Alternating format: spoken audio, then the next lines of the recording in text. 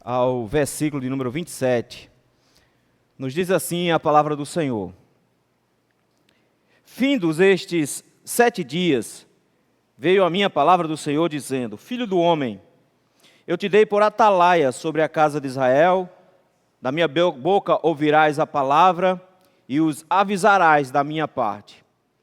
Quando eu disser ao perverso, certamente morrerás, e tu não avisares e nada disseres para o advertir do seu mau caminho, para lhe salvar a vida, este perverso morrerá na sua iniquidade, mas o seu sangue da tua mão requererei. Mas se avisares o perverso e ele não se converter da sua maldade, do seu caminho perverso, ele morrerá na sua iniquidade, mas tu salvastes a tua alma. Também quando o justo se desviar da sua justiça e fizer maldade, e eu puser diante dele um tropeço, ele morrerá. Visto que não avisaste, no seu pecado morrerá. E suas justiças que praticara não serão lembradas, mas o seu sangue da tua mão o requererei. No entanto, se tu avisares o justo, para que não peque, e ele não pecar, certamente viverá, porque foi avisado, e tu salvastes a tua alma. A mão do Senhor veio sobre mim, e ele me disse: levanta-te e sai para o vale, onde falarei contigo. Levantei-me e saí para o vale, e eis que a glória do Senhor estava ali, como a glória que eu vira junto ao rio Quebar, e caí com o rosto em terra. Então entrou em mim o Espírito, e me pôs em pé, e falou comigo, e me disse: vai, encerra-te dentro da tua casa, porque, ó filho do homem, eis que porão cordas sobre ti, e te ligarão com elas, e não sairás ao meio deles. Farei que a tua língua se pegue ao teu paladar, ficarás mudo e incapaz de os repreender, porque são casa rebelde. Mas quando eu falar contigo, darei que fale a tua boca e lhes dirás: assim diz o Senhor Deus, quem ouvir, ouça, e quem deixar de ouvir, deixe, porque são casa rebelde. Pearl Harbor, meus irmãos, era a principal base naval dos Estados Unidos no Pacífico, na região ali do Havaí. Naquela época, lá em 1941, os Estados Unidos ainda não tinham adentrado a Segunda Guerra Mundial. Mas o Japão considerava os Estados Unidos um entrave para aquela região ali no Pacífico. E por conta disso mesmo, eles planejaram um ataque surpresa àquela base naval.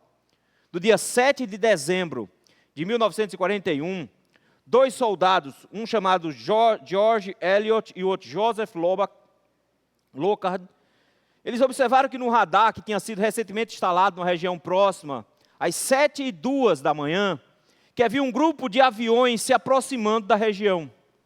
Eles imediatamente ligaram para o seu comandante superior, um tenente chamado Kermit Tyler. O tenente ouviu as preocupações daqueles 2 soldados, mas pensou: deve ser algum treinamento. Afinal de contas, havia para ver naqueles dias um treinamento de um grupo de bombardeiros B-17, que poderia estar passando por ali, e vindos da Califórnia. Ele pensou: pode ser que esse seja um treinamento. E ele simplesmente ignorou o alarme soado, ignorou a ordem, ignorou que haviam aviões se aproximando. Às 7h48 da manhã, o primeiro avião japonês iniciou o bombardeio e começou a derramar bombas sobre a base naval de Pearl Harbor. Em 90 minutos, meus irmãos, 2.403 americanos tinham morrido, 1.178 ficaram feridos, 21 navios de guerra haviam sido danificados, 188 aviões haviam sido destruídos.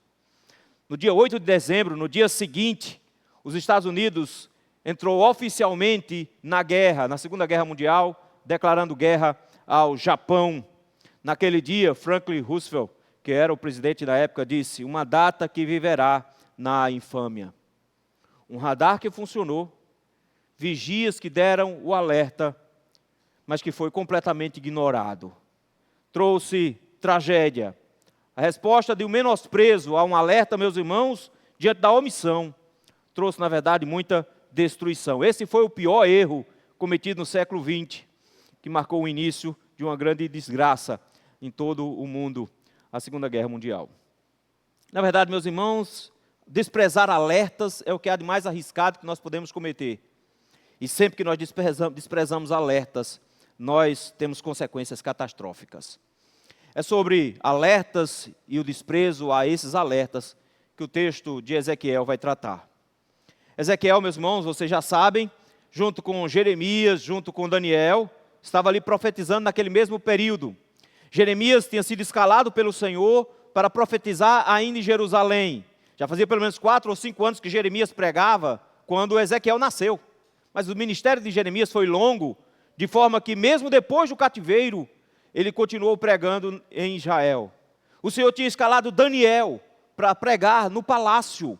É possível até que Ezequiel e Daniel tenham se encontrado e se conhecessem. Mas eles têm ministérios completamente diferentes. Um, Jeremias, prega em Jerusalém. O outro, Daniel, prega no palácio. Ezequiel, meus irmãos, é escalado para pregar no meio do povo. Ele era sacerdote. E o texto nos diz que quando ele ia completar 30 anos, exatamente no momento em que ele ia começar o seu ministério, Israel estava sendo levado cativo, estavam se iniciando as ondas de deportação, e ele vai ser deportado também para a Babilônia. Nesse momento, meus irmãos, o Senhor o chama para o ministério. E o chama de forma muito poderosa. O capítulo de número 1 foi fantástico. Em meio a uma apoteose de poder, o Senhor demonstrou que o seu trono é móvel. O Senhor demonstrou que o seu controle sobre o universo não fica restrito a Israel, mas que ele vai para onde o povo for. E que nesse comando do Senhor, a sua glória era o grande motivador para fazer com que Ezequiel viesse a pregar. O capítulo 2 e o capítulo 3, então, norteou esse ministério de Ezequiel com o seu chamado. O Senhor já disse o que ele queria que o Ezequiel fizesse. Ezequiel deveria pregar a um povo, meus irmãos, que estava envolvido com falsos profetas. A idolatria os levou para o cativeiro, mas os falsos profetas mantinham falsas esperanças. Os falsos profetas diziam basicamente, não, rapidamente eles vão voltar, não vai demorar muito tempo não, o Senhor humilhou, mas não vai demorar, vocês vão voltar. Vinha Jeremias e dizendo, façam casem-se, arrumem os comércios, vocês vão passar 70 anos aí. Precisou enviar uma carta para o cativeiro, para que eles entendessem isso, e eles não entendiam. O papel de Ezequiel é ficar no cativeiro para dizer, não tenho esperança de voltar agora, vai demorar bastante para voltar. A esperança está em outro momento, está em outra situação. Continuava o Senhor, então, a repreender o povo por meio de Ezequiel. O povo estava colocando a culpa em todo mundo, menos neles mesmos, como é muito comum. Eles diziam, em primeiro lugar, que a culpa era de Deus. Deus não tinha cumprido as suas promessas. Deus não tinha sido fiel e tinha permitido que o templo fosse destruído. Imaginou um negócio desse? Deus não tinha sido fiel e tinha permitido que o filho de Davi fosse não só preso, mas assassinado. Que coisa terrível. Outros diziam, não, a culpa foi dos nossos pais, não fomos nós. Eles andaram fazendo muita besteira no passado e por isso agora a gente está pagando por isso. Ezequiel vem para mostrar que a culpa é deles. E que ele iria pregar para esse grupo que o Senhor chama por várias vezes no capítulo 3, de uma nação rebelde, um povo rebelde, obstinado, que não ouve. É por isso que o Senhor ficou o tempo inteiro, quando chamou Ezequiel para pregar, dizendo, vá, pregue, quer ouçam, quer não. Essa temática, quer ouça, quer não, é o que vai nortear o capítulo 3 inteiro. O Senhor, meus irmãos, gastou 3 capítulos somente para convocar e orientar Ezequiel. Tão grande e difícil seria o ministério que ele iria desempenhar. Agora, no final dessa sua vocação, no finalzinho do capítulo 3, depois de ter dito o que é que ele queria que Ezequiel fizesse, pregasse, repreendesse o povo, agora ele vai falar um pouco sobre a responsabilidade de Ezequiel diante do anúncio dessa mensagem. Ele deveria trazer um alerta poderoso contra o povo. O povo tinha Deus como inimigo, e eles precisavam saber disso. O alerta que o Senhor vai trazer para o povo passa pela boca de Ezequiel. E em meio a esse alerta, o Senhor nos fala sobre a pregação fiel e, ao mesmo tempo, sobre as dificuldades que o pregador enfrenta ao falar essa pregação fiel. E é isso que eu gostaria de ver com os irmãos hoje à noite, sobre a pregação fiel, o pregador como um atalaia. Em primeiro lugar, meus irmãos, dos versículos 16 a 21, vai falar sobre a responsabilidade do pregador, alerta para as consequências do pecado.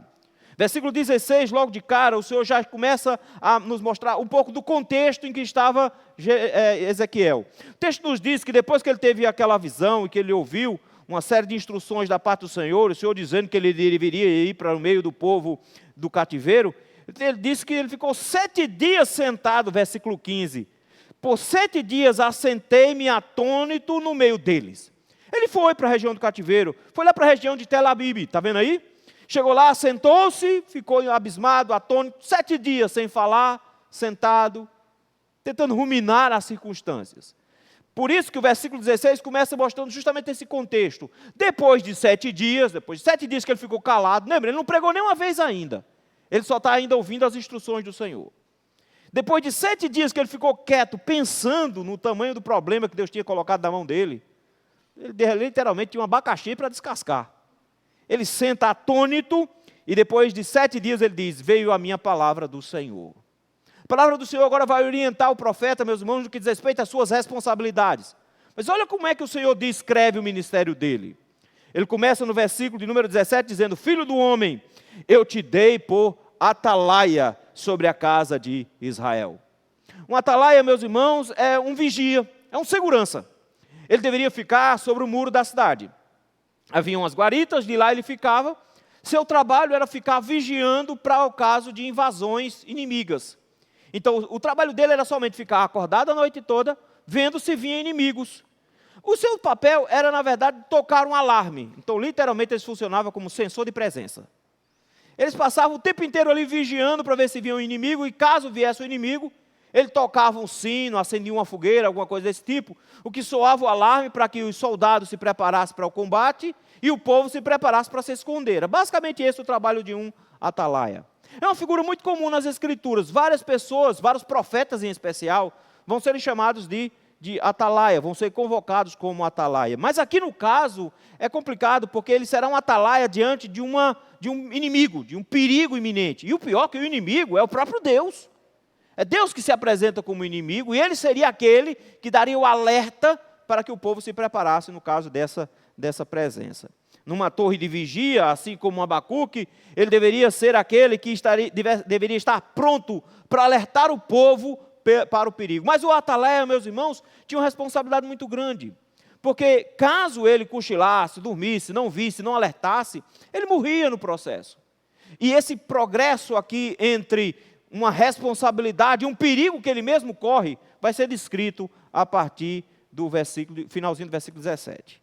Ele diz, eu constituí você como atalaia, da minha boca ouvirás a palavra e os avisarás da minha parte. Notou? Ele diz, você vai ouvir o meu alerta e você vai repassar esse alerta para o povo, avisando o povo. Só que, meus irmãos, nós temos aqui, a partir de agora, do versículo número 18, um grupo, 2 contrastes, e dentre esses 2 contrastes, nós vamos ter ainda mais 2 contrastes. Então, são 4 aspectos aqui relacionados. Em primeiro lugar, uma pregação feita para os ímpios. Em segundo lugar, uma pregação feita para os justos. E depois nós vamos ver reação dupla de cada um deles, e na forma como o profeta se comunica com essas pessoas. Primeiramente, ele diz assim, versículo número 18 em diante, ele vai falar sobre o profeta. Versículo de 20 em diante, ele vai falar sobre o justo. Aliás, sobre o perverso, depois ele vai falar sobre o justo. No que diz respeito ao perverso, ele lança 2 hipóteses aqui. Ele começa falando sobre os pecados do perverso que ele pratica, versículo número 18. Quando eu disser ao perverso, quando eu mandar dizer ao perverso, certamente morrerás, ele está dizendo que esse perverso iria receber sobre si o castigo da vida que ele vivia. O perverso, meus irmãos, é alguém que mesmo conhecendo a lei de Deus, resolve andar contrário à lei de Deus. É alguém que tem um coração duro, que sabe que está fazendo errado e que continua fazendo errado mesmo, porque ele quer fazer errado mesmo. É alguém que tem um desejo de afrontar a Deus, quebrando as suas leis de forma afrontosa mesmo. Ele diz, quando eu disser ao perverso que ele vai morrer, qual é o seu papel? Ele diz, eu te coloquei como atalaia, então o seu papel é avisar o camarada que ele vai morrer. Mas só o que acontece aqui é o seguinte, eles, quando eu disser que ele vai morrer, e eu acho bonita a expressão, certamente morrerás. Vocês já ouviram isso, né? Gênesis capítulo 3. Certamente morrerás e tu não avisares, e não disseres para advertir do seu mau caminho. A primeira hipótese que o Senhor levanta é com relação a falar para um perverso, mas um profeta que não dá a mensagem. Ele diz, quando eu disser para você falar para alguém que está com uma vida completamente torta, que ele deve mudar de vida, porque o caminho dele, o caminho mal dele, está conduzindo para a destruição dele, e você não disser nada, e não advertires do seu mau caminho, ou seja, quando o profeta fosse negligente, e não funcionasse como um atalaia, quando ele simplesmente se negasse a repetir essa mensagem para aquele que é perverso, ele diz assim, e para o advertir do seu mau caminho, para lhe salvar a vida, esse perverso morrerá na sua iniquidade. Olha o que ele diz, o que vai acontecer é que ele vai morrer, porque eu disse que ele vai morrer. Note, meus irmãos, que independe do perverso saber ou não o que aconteceu com ele, está vendo? Ele está dizendo, eu vou avise para ele, que eu vou destruir a vida dele, se ele continuar vivendo assim. Mas como o profeta não disse nada, ele diz, ele não sabe nem qual foi o caminhão que o atropelou. Ele vai morrer e não vai nem saber por que foi. Mas ele merecia. É essa a ideia. Ele vai morrer no seu caminho. O seu caminho era o caminho de morte, foi uma decisão de Deus matar, e Deus vai lá e vai exterminá-lo. Ele diz, então, ele vai viver e vai morrer por causa do seu pecado, pelo qual ele viveu e morreu. Mas de quem é a culpa? Ele diz, a culpa é do profeta, final do versículo. Mas o seu sangue, da tua mão o requererei. Essa ideia de requerer da mão, meus irmãos, aparece lá no capítulo 9 de Gênesis, aparece na lei de Moisés também. É a imagem de um assassinato, de que o Senhor cobra a morte daquele que mata o outro. A pena de morte nas Escrituras, meus irmãos, era justamente isso, requerer o sangue. Todo aquele que derrama sangue, deve ter o seu sangue derramado também. Então ele diz aqui que o profeta vai se comportar como um assassino, está vendo? Quando eu sei que alguém está para ser destruído pela mão do Senhor, por causa dos pecados que eles cometem, e eu não falo para essa pessoa que ela está se destruindo e que o Senhor vai castigá-la, ele diz, você é responsável, culpado pela destruição dessa pessoa. Mas quem pecou foi ele. Ele fez o que ele queria. Ele viveu a vida em desobediência ao Senhor. O Senhor o puniu porque ele está vivendo uma vida desgraçada. Mas o Senhor está recobrando uma responsabilidade sobre o pregador. Ele diz, você é um atalaia. Como atalaia, o seu papel era alertar essa pessoa. E se eu mandei alertar essa pessoa, você deveria ter dito para ela, se você continuar vivendo assim, você vai se destruir. Se você continuar vivendo assim, o Senhor vai se levantar contra você e o Senhor vai te matar. Não faça mais isso. Se ele vai ouvir ou não faz a menor diferença. Nesse caso aqui, ele não se arrependeu, porque ele sequer teve uma mensagem. Ele disse, se você fizer isso, eu vou cobrar o preço da morte desse homem de você. Ele transforma nesse momento, meus irmãos, o profeta num assassino. Dizendo, ele foi destruído, eu destruí, mas a culpa foi sua, que você não alertou. Mas por outro lado, olha como é que ele continua, versículo de número 19. Mas, se o avisares, se você avisar o perverso, se você for lá e disser para ele, e ele não se converter da sua maldade, está vendo? E continuar no seu caminho perverso, se você for lá e comunicá-lo de que ele está correndo risco, se você pregar para ele, convidá-lo a mudar de vida, informar que o caminho perverso dele, a maldade pela qual ele está praticando, vai trazer a morte dele, e ele não te der ouvidos, ele não te atender, ele não prestar atenção na sua voz, ele vai morrer.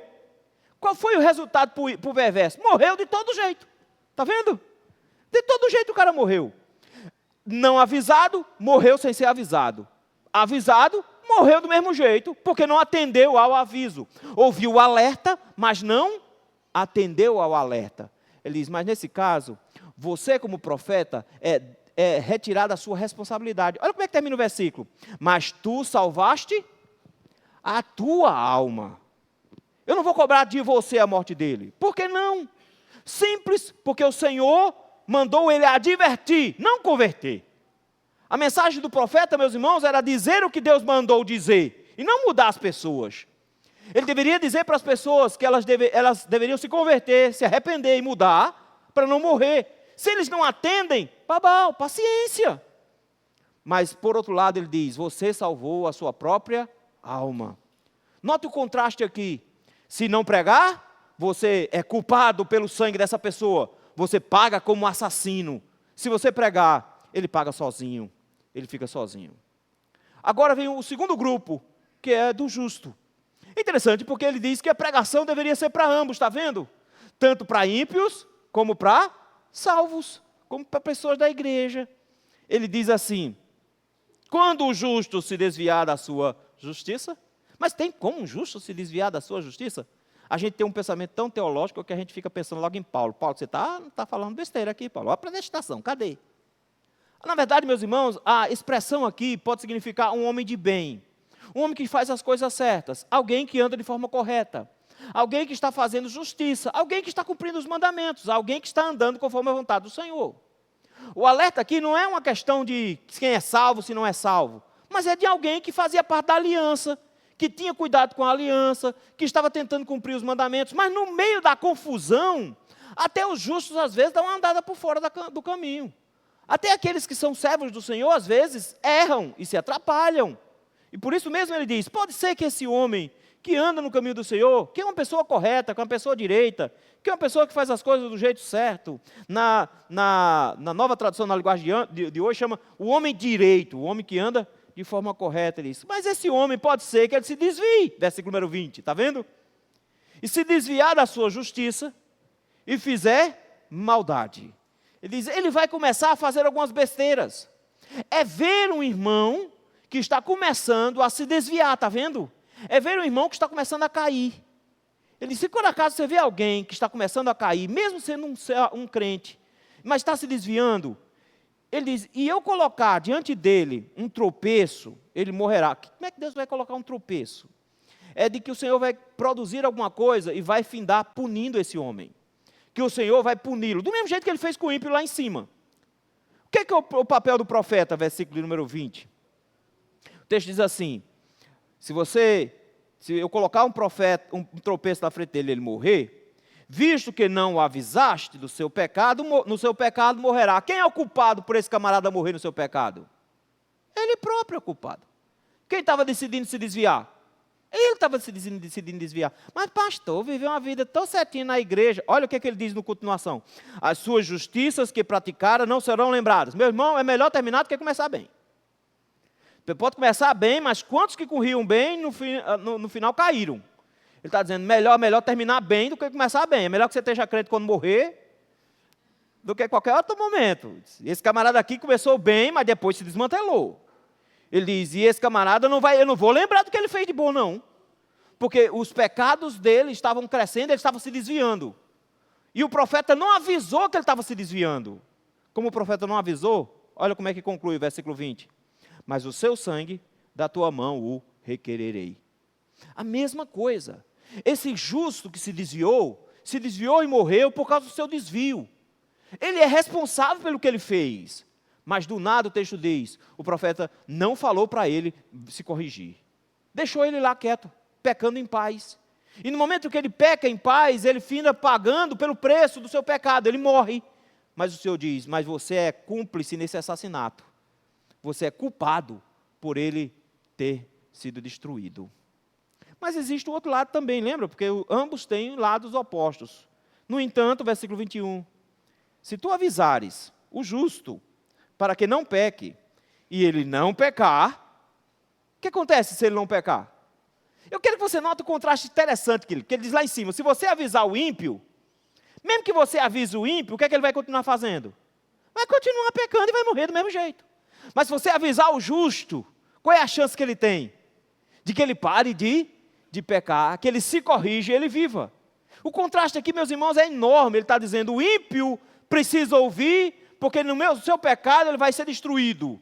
Se ele ouvir, ele provavelmente não vai aceitar, mas você pregou. Ele diz a mesma coisa do justo. O justo, se não ouvir e morrer nessa situação, você é culpado. Mas se você pregar para o justo, ele vai se render. Ele vai ouvir. E o texto faz assim, e ele certamente viverá. Notou que é o oposto lá de cima, do certamente morrerás, do versículo 18. Ele diz, certamente viverá. Ele vai se corrigir, ele vai se converter. Está vendo? Ele está dizendo que o profeta seria responsável pela conversão desse homem. E porque o profeta foi o responsável pela pregação, quando disse não peque, e esse homem acabou de ouvir o profeta, atendeu ao profeta, e então parou com esse pecado que ele estava praticando, ele diz assim, você salvou a tua alma. Você salvou a tua alma. Os 4 contrastes aqui, meus irmãos, são muito marcantes, diante do fato de que o Senhor nos lembra, em primeiro lugar, que todos nós somos responsáveis pelos nossos pecados. Que cada um de nós somos responsáveis pelas consequências dos nossos pecados. Que cada um de nós vamos responder diante de Deus pelos nossos pecados. Sejam ouvindo a pregação ou não, nós somos responsáveis. As consequências virão dependendo da forma como nós reagimos à pregação, está vendo? Se um perverso não ouve a pregação, ele vai ser condenado do mesmo jeito. Se ele ouve a pregação e ignora, ele vai ser condenado do mesmo jeito. Se o justo não ouve a pregação, vai ser condenado. Mas se o justo ouve e acata a pregação, será salvo. Notem que a reação à pregação faz toda a diferença. Ouvir e atender à pregação. Mas, por outro lado, fala da nossa responsabilidade enquanto pregadores também. Porque da mesma forma, meus irmãos, que o profeta estava sendo convocado como atalaia, nós temos hoje aqui, cada um dos crentes presentes, como atalaias do Senhor. Cada um de nós somos chamados para alertar o mundo. O mundo precisa, meus irmãos, ser incomodado nesse sentido. Eles não podem pecar em paz, eles não podem se desviar em paz. Nós não podemos deixar nem que os ímpios pequem em paz, nem que os crentes pequem em paz. Nós somos todos chamados para incomodar mesmo. Nós somos chamados para a pregação. Mas o mais assustador aqui é que o Senhor diz que eu sou responsabilizado se não fizer isso. Que você é responsabilizado se não fizer isso. O nosso silêncio ao pregar não faz de nós tímidos que não sabem evangelizar. O nosso silêncio ao pregar não nos justifica, pelo contrário, nos condena. Se nós não dissermos ao ímpio que ele está indo para o inferno, ele vai para o inferno de todo jeito, mas nós seremos culpados por ele ter ido. Se nós dissermos ao justo que ele tem que se corrigir, e ele se corrigir, nós salvamos a nossa própria alma, porque nós saímos da mira do Senhor. Irmãos, que coisa terrível o Senhor está fazendo aqui. Ele está colocando uma arma na cabeça de Ezequiel. Ele está dizendo, você só tem uma obrigação, pregar. Não faz isso e você se quebra. Eu só te dei uma obrigação. Alerte as pessoas quando eu mandar. Soe o alarme quando eu mandar. Não faça isso. E não importa quem seja o grupo para quem você está pregando. Se você está pregando para crentes, se você está pregando para não crentes. Não dê o alerta, não soe o alarme e você será punido. Eu vou cobrar de você por isso. Como é que Deus vai cobrar? Eu não sei. Eu não sei se o Senhor, como é que Ele vai cobrar. Aqui a palavra é bem dura. Eu não creio que vai perder a salvação. Mas que vai tomar uma pancada boa, vai. No mínimo vai perder uns 10 degraus lá de galardão lá no céu. Vai passar a morar na favela, debaixo da ponte do céu. Mas pelo menos na favela do céu é melhor do que no centro do inferno, né? É melhor. Mas a ideia aqui é, o Senhor vai cobrar de nós. Já parou para pensar, meus irmãos, na primeira conversa que você tiver com Jesus, quando chegar nos céus, você chega lá todo feliz, Jesus, muito obrigado, Jesus, porque o Senhor me salvou, e Ele de repente dá uma encostada e você, peraí, a gente ainda tem um negócio para a gente conversar. Eu te mandei para você pregar. Sabe fulano, ele está no inferno agora. Sabe por que está no inferno? Porque você não foi lá pregar para ele, e eu mandei você pregar para ele. Você é culpado por esse camarada estar no inferno agora. Nós não gostaríamos de pensar assim. A gente não gosta de pensar desse jeito. Irmãos, isso é a pior coisa de ser pastor. Isso é o que há de mais assustador no pastorado. Por causa disso eu quis fugir. Por causa dessa palavra, pensei várias vezes em desistir. Porque é assustador. O autor aos Hebreus vai nos dizer lá que nós deveríamos honrar os nossos guias, porque eles vivem como se fossem prestar contas das almas. É difícil. Por isso que igreja crescendo é assustador, é uma alma a mais que eu vou prestar contas. Misericórdia. Só a graça do Senhor. Mas a única coisa que o Senhor me requereu não foi salvar as pessoas. Ele requereu de cada um de nós pregar para essas pessoas. Falar para essas pessoas, sob pena de nós mesmos sermos punidos. E não é uma responsabilidade só do pastor. Todos nós somos convocados, meus irmãos, a pregar. Cada um de nós. Por isso, não importa qual seja a sua condição, o Senhor te chama a ser um atalaia. Diga para o seu vizinho, se ele continuar na vida que ele está, ele vai se perder. Se o Senhor te der uma oportunidade, vá lá e fale para ele. Diga para as pessoas, incomode-os, não deixe-os pregar, não deixe-os pecar sozinhos e tranquilos. Não deixe que eles pequem de consciência limpa. Pelo contrário, aguce as suas consciências, para que se eles forem condenados, você possa ter ouvido o Senhor. Você fez a sua parte que eu te mandei. Você pregou.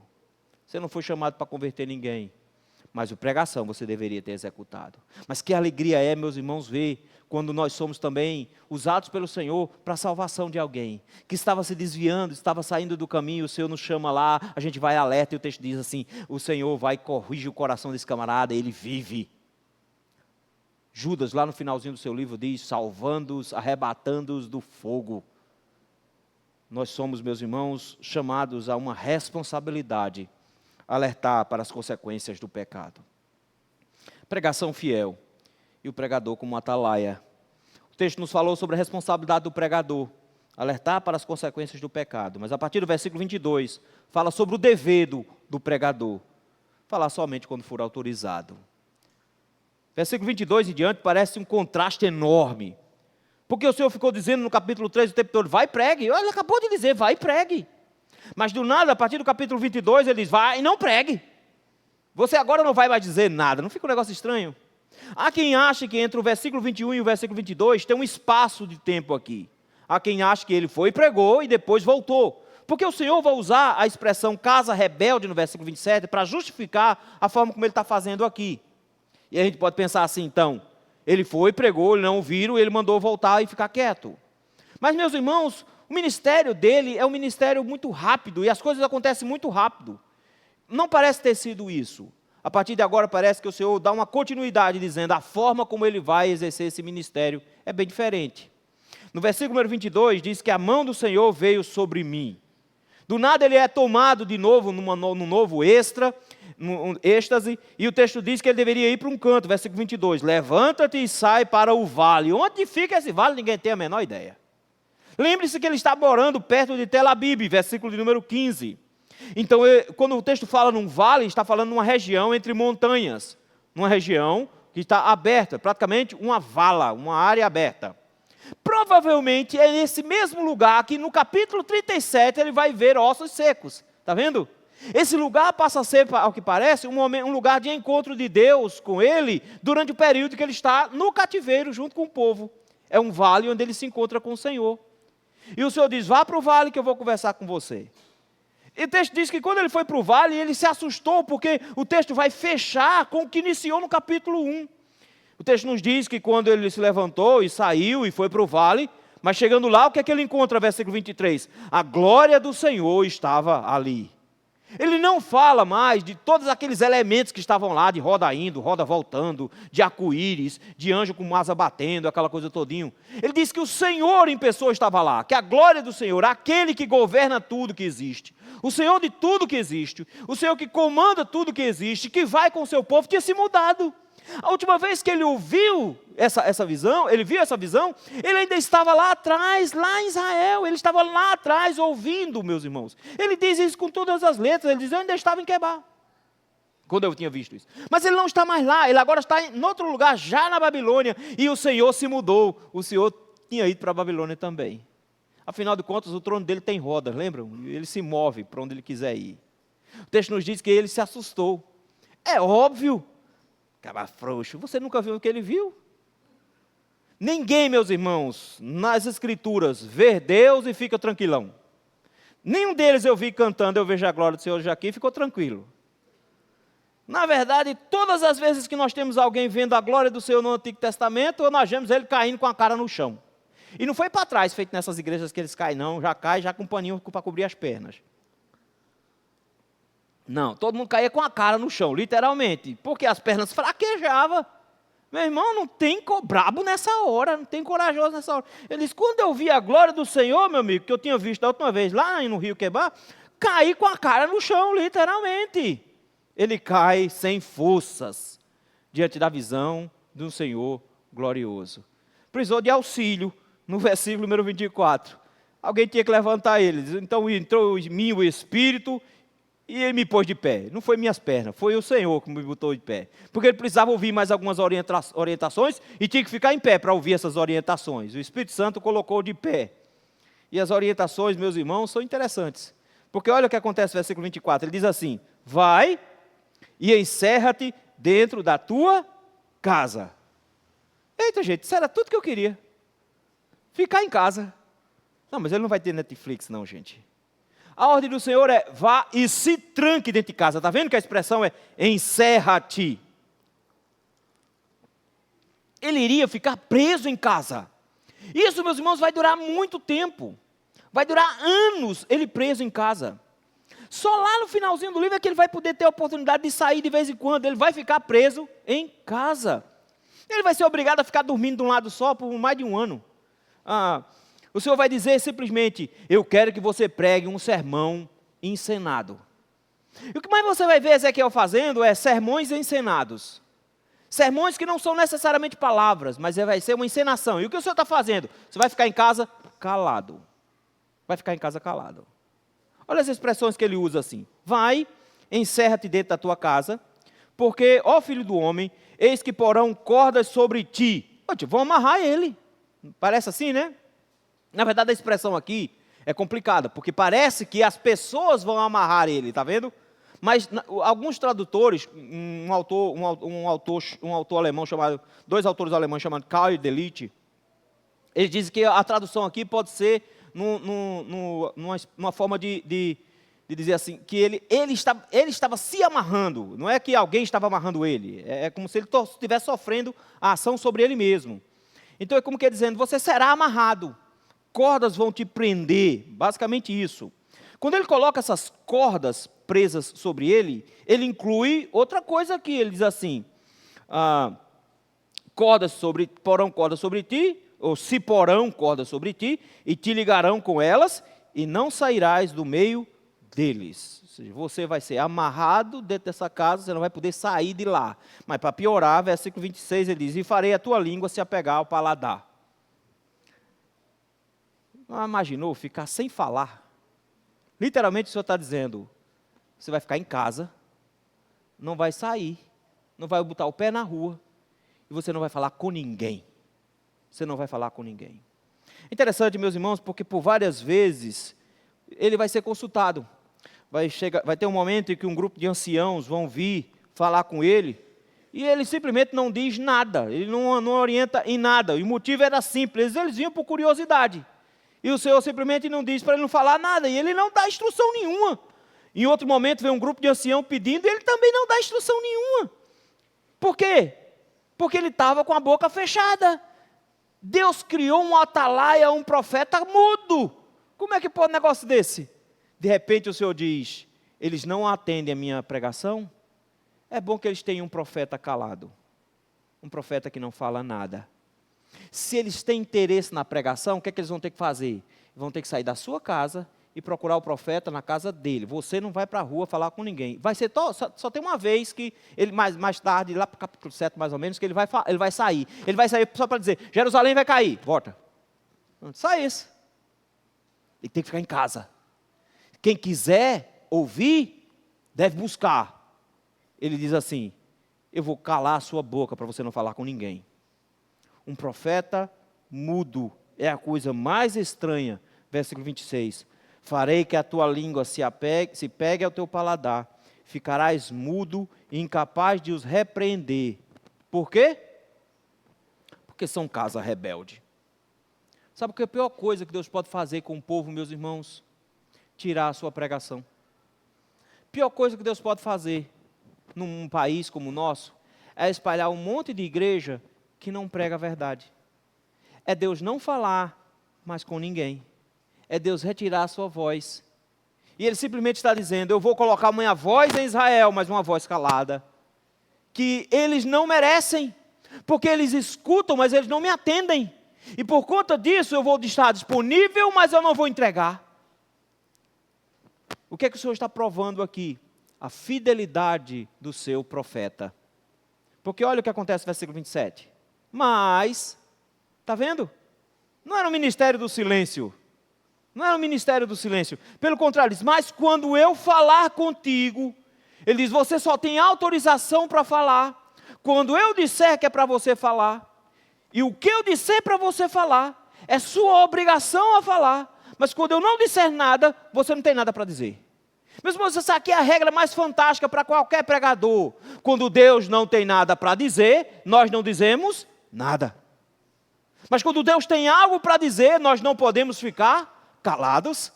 Isso que o Senhor está dizendo para ele. Não interessa, fique quieto na sua casa.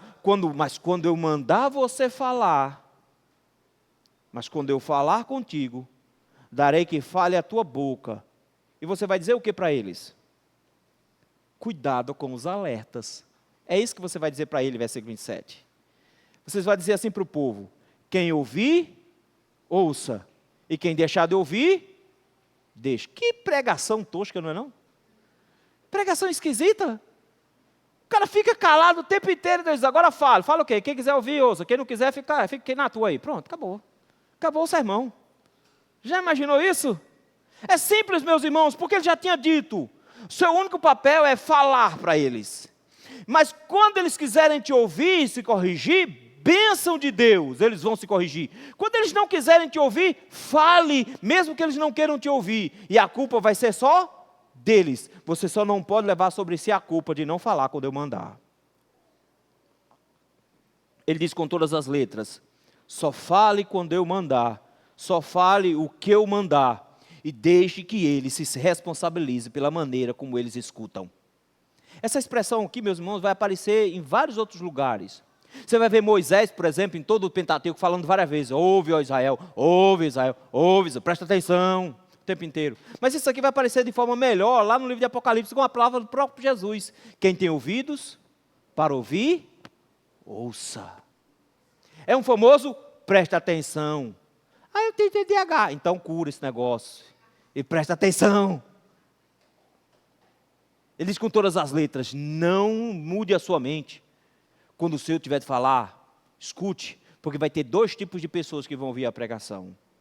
Um que vai ouvir e outro que vai deixar de ouvir. Essas pessoas aqui, meus irmãos, notaram, não são necessariamente hostis. Elas não são pessoas que estão fora da igreja. Elas não são simplesmente pessoas que estão simplesmente dizendo: eu não quero ouvir a pregação. Não, meus irmãos, elas simplesmente ignoram. Do jeito que a gente faz às vezes na igreja, não é? O pregador está falando e a gente está pensando o quê? Um monte de coisa. A agenda da manhã já está quase toda pronta, né? Já fez a lista da feira que vai fazer amanhã. Já viu todas as coisas que precisa comprar em casa enquanto eu estava falando, não foi? Ignorou algumas coisas, deixou a mente ir embora, nem ligou para o que o Senhor estava dizendo, achou que era bobagem, que não era para você, não é? É essa atitude que ele está dizendo aqui. De pessoas que estão lá para ouvir a pregação, mas simplesmente ignora. Deixa para lá. Isso é besteira. Não vou me preocupar com isso. Quem tem ouvidos, ouça. Mas quem quiser deixar de ouvir, deixe. Mas só que você tem que lembrar o que acontece com quem ouve a pregação. É um justo que depois de ouvir, muda. E depois de mudar, vive. Quem deixa de ouvir é o perverso, que escuta, ignora e que continua fazendo mal e morre em seu pecado. Não tem como fugir dessas consequências. O papel do profeta era falar quando Deus mandar. Falar o que Deus mandar. E ponto. O papel das pessoas era escolher o que vão fazer com a pregação. A pregação verdadeira, meus irmãos, está à disposição. Está entregue na mão. Mas a decisão é sempre nossa. O que vamos fazer com ela? Vamos ficar pensando assim: que bom fulano tivesse aqui. Ele podia estar ouvindo isso. Ele perdeu. Ele devia estar fazendo isso porque isso foi para ele hoje à noite. Não foi para mim, porque eu estou bem, eu estou tranquilo, eu estou andando no caminho do Senhor. A pregação de hoje não foi para mim. Quando nós pensamos assim, nós simplesmente ignoramos a voz do Senhor e achamos que o Senhor não está falando conosco. A vida espiritual, meus irmãos, é um negócio muito sério. Ouvir pregação não faz de nós um salvo. Presenciar pregação não faz de nós um salvos. Ser da família de presbítero e de pastor não faz de nós um salvo. Frequentar a igreja não faz de nós um salvo. Ouvir pregação e culto, música, a semana todinha não faz de nós um salvos, se nós não transformamos essas pregações em atitudes. Ele diz com todas as letras: quem quiser ouvir, ouça. Quem não quiser, deixe que perca-se. Deixe que perca-se. A decisão é colocada então nas nossas mãos. Como igreja do Senhor, nosso papel é falar. Ficamos quietos Mas quando o Senhor disser, fale, falo. Agora, Senhor, graças a Deus, Senhor. Porque eu estava preocupado. Porque eu não tenho pregado muito, pastor. Então eu já estava preocupado. Achei que... Então eu vou ficar esperando Deus dizer assim, vai agora, vai agora, vai agora. Eu vou ficar esperando essa hora. Na verdade, meus irmãos, o Senhor já disse, faz muito tempo que Ele disse, ide por todo o mundo, pregai o evangelho a toda criatura. Você ainda acha que não tem uma ordem? Ele disse, deixe de ficar calado e fale. Pregue o evangelho. Mas, por outro lado, Ele também nos lembra qual é a atitude que nós temos diante da pregação. Ouvir ou deixar de ouvir? Atender ou deixar de atender?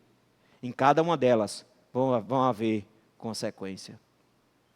O texto, então, meus irmãos, nos traz alguns alertas. Alertas para 2 grupos com 2 consequências.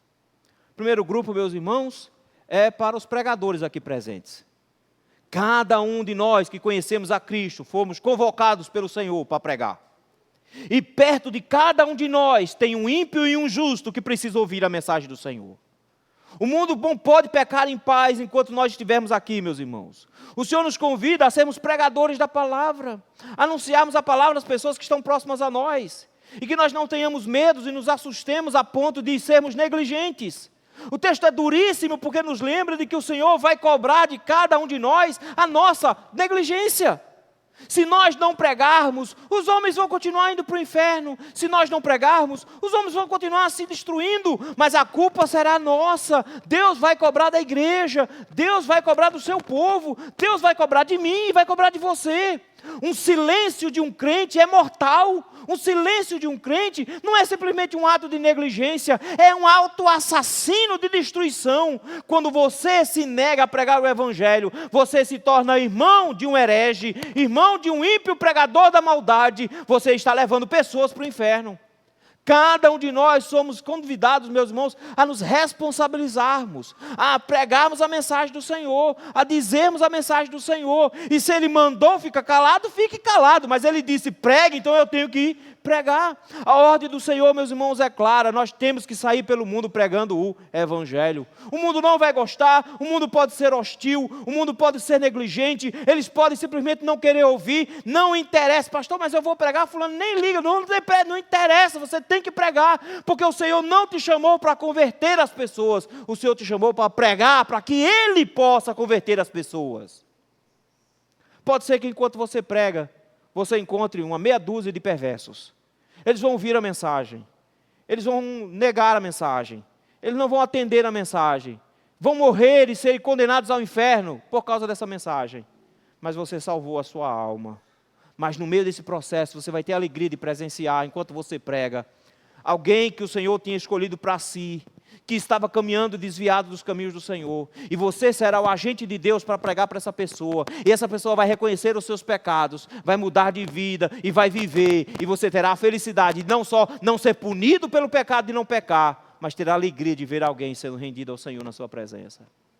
O Senhor te convida a ser um pregador, um proclamador da mensagem do Senhor. Não adianta encontrar desculpa, notaram? Ah, mas eu não sei, inventa, dá seu jeito, dá seus pulos, mas pregue a palavra do Senhor. Nenhum crente pode ficar quieto, nenhum crente pode ficar calado diante de pecadores, sejam eles pecadores perversos ou pecadores de igreja. Nós não podemos deixar ninguém pecar quieto do nosso lado. Mas tem um segundo alerta aqui, estendido não mais para os crentes, mas agora um alerta estendido para aqueles que ainda não estão ouvindo a mensagem do Senhor de forma correta. O texto nos diz que a forma como nós ouvimos a pregação, meus irmãos, faz muita diferença. Que a pregação está sendo estendida, meus irmãos, para o povo de Deus, mas aqui ela é estendida como juízo. De forma que cada um de nós temos que responder ativamente à pregação. Está todo domingo na igreja, ouvir pregação em casa não faz a menor diferença, se sua vida não tem mudado em nada. O Senhor nos convida a sermos ouvintes operosos e não negligentes. O ouvinte negligente transforma a sua religião em religião vã, Tiago capítulo número 1. Nós somos convidados a responder à pregação, meus irmãos, como um verdadeiro alerta. Ouvir um alerta do Senhor e ignorar esse alerta é estupidez. Se o Senhor nos convida a mudar de vida, se o Senhor nos ameaça diante do nosso pecado, se Ele nos confronta dizendo qual é o pecado que nós estamos praticando, nosso papel é nos humilharmos, pedir perdão e abandonar o pecado. ouvir a pregação e até um pouco reconhecer que está errado, mas não tomar nenhuma atitude, não produz salvação. Eu sei que eu estou errado, eu sei que do jeito que eu estou vivendo eu vou para o inferno. Vai mesmo, meu querido, porque enquanto você não mudar de vida, o seu mero convencimento não se transformou em conversão. O Senhor te convida a mudar de atitudes, mudar de vida, todo dia. Quando o Senhor fala conosco, nós ouvimos. E Ele acabou de dizer hoje de noite, vai e pregue. Então, espero que essa mensagem tenha sido bem acolhida. O Senhor te convida a responder à pregação de forma adequada. Se você já é um cristão, fique atento. Porque quando o Senhor fala, Ele quer ser obedecido. Ele não fala para te entreter, para que você fique distraído. Ele fala porque Ele quer que você mude. Se você ainda não é crente, se você não está rendido ao Senhor, cuidado com o alerta do Senhor.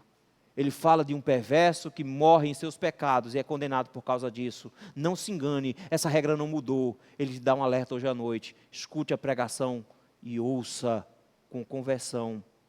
Não deixe para lá. Não ignore a mensagem sob pena de destruição final.